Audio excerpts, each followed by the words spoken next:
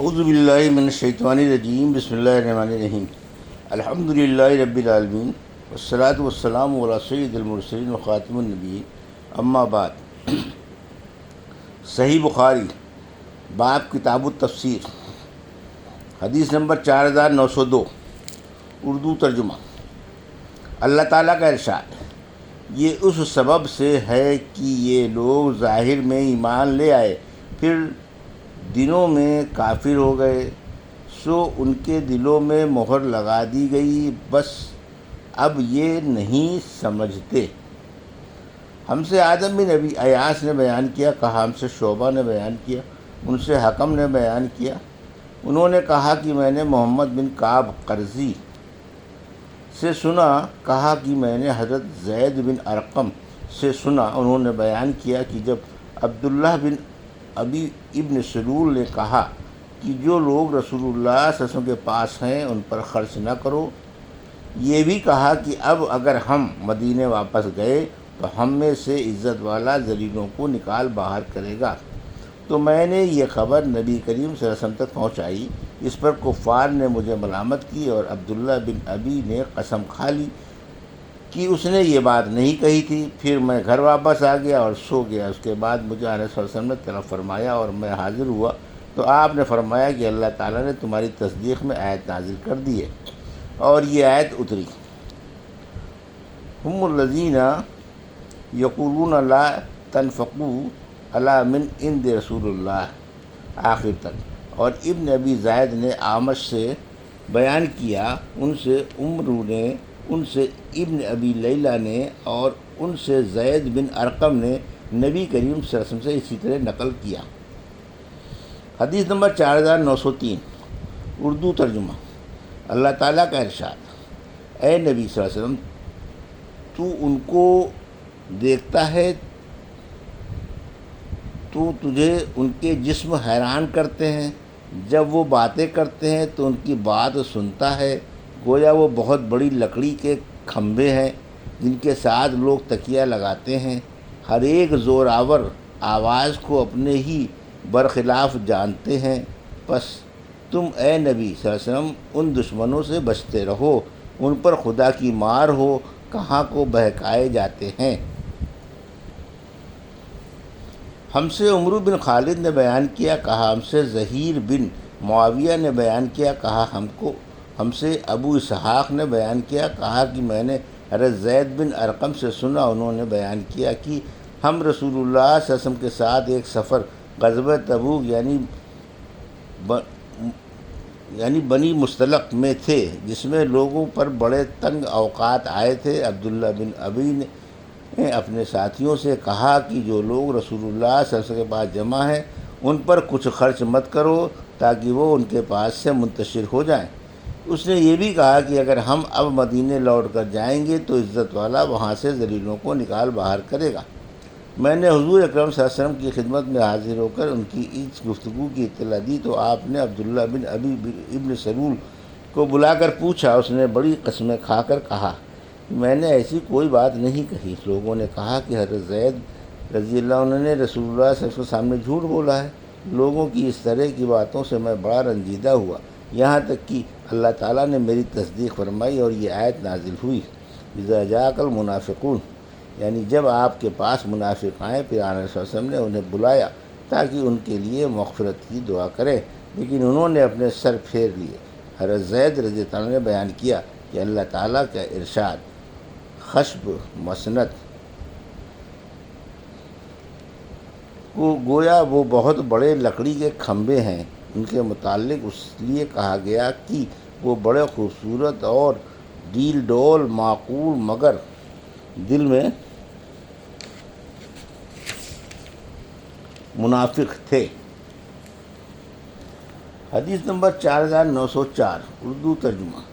اللہ تعالیٰ کا ارشاد ہے، اور جب ان سے کہا جاتا ہے کہ آؤ رسول اللہ صلی اللہ علیہ وسلم تمہارے لیے استغفار فرما دیں تو وہ اپنا سر پھیر لیتے ہیں، اور آپ انہیں دیکھیں گے کہ تکبیر کرتے ہوئے وہ کس قدر بے رخی برت رہے ہیں۔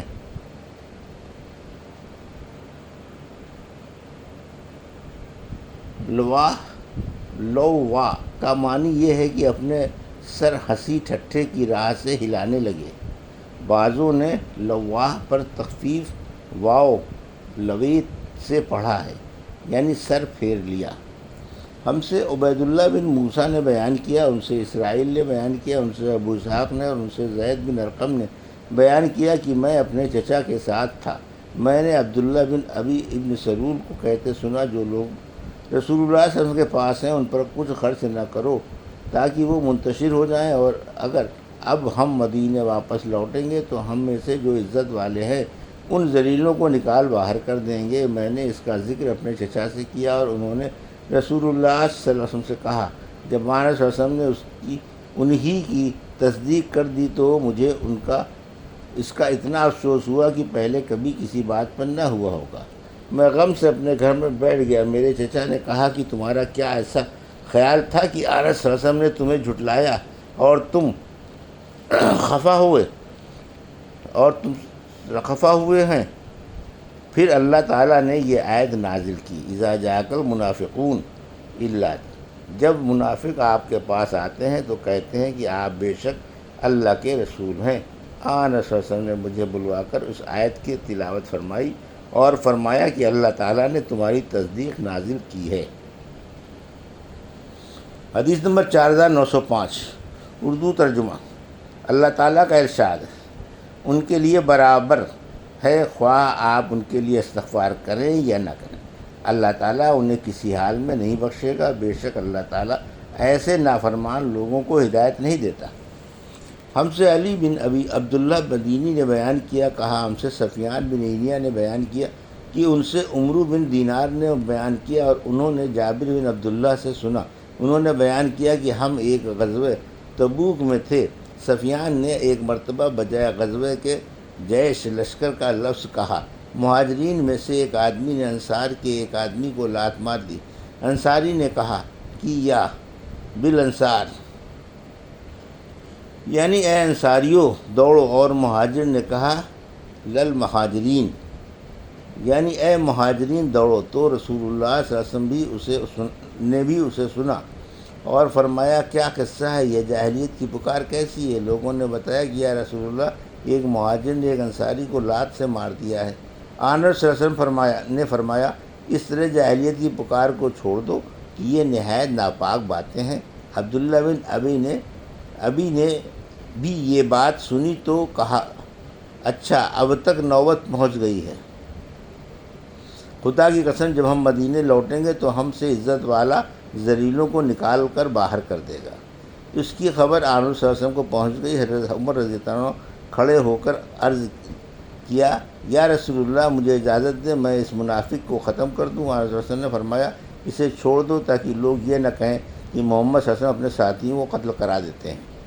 جب مہاجرین مدینہ منورہ آئے تو انصار کی تعداد سے ان کی تعداد کم تھی، لیکن بعد میں ان مہاجرین کی تعداد زیادہ ہو گئی تھی۔ سفیان نے بیان کیا کہ میں نے یہ حدیث عمرو بن دینار سے یاد کی۔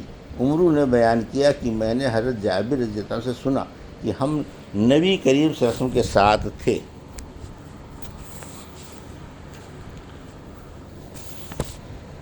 حدیث نمبر 4906 اردو ترجمہ۔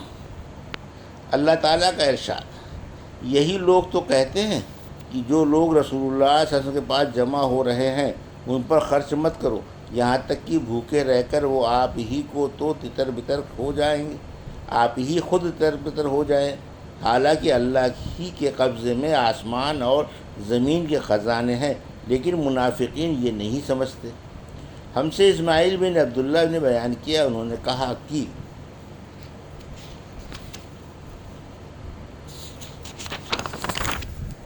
مجھ سے اسماعیل بن ابراہیم بن عقبہ نے بیان کیا، ان سے موسیٰ بن عقبہ نے بیان کیا کہ مجھ سے عبداللہ بن فضل نے بیان کیا، اور انہوں نے حضرت انس بن مالک سے ان کا بیان نقل کیا کہ مقام حرا میں جو لوگ شہید کر دیے گئے تھے ان پر مجھے بڑا رنج ہوا۔ حضرت زید بن ارقم کو میرے غم کی اطلاع پہنچی تو انہوں نے مجھے لکھا کہ انہوں نے رسول اللہ صلی اللہ علیہ وسلم سنا ہے آپ صلی اللہ علیہ وسلم فرما رہے تھے کہ اے اللہ انصار کی مغفرت فرما اور ان کے بیٹوں کی بھی مغفرت فرما۔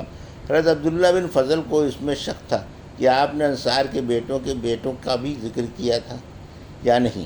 حضرت انس رضی اللہ عنہ نے کہا، ان سے ان کی مجلس کے حاضرین میں سے کسی نے سوال کیا تو انہوں نے کہا کہ حضرت زید بن ارقم ہی وہ ہیں جن کے سننے کی اللہ تعالیٰ نے تصدیق کی تھی۔ یہ تھی صحیح بخاری باب کتاب التفسیر کی حدیث نمبر 4902 سے 4906 کا اردو ترجمہ جو ابھی آپ نے سماعت فرمایا۔ اللہ سے دعا ہے کہ اللہ ہمیں حدیثوں کی صحیح سمجھ عطا فرما اور ان پر عمل کرنے کی توفیق عطا فرما، آمین یا رب العالمین۔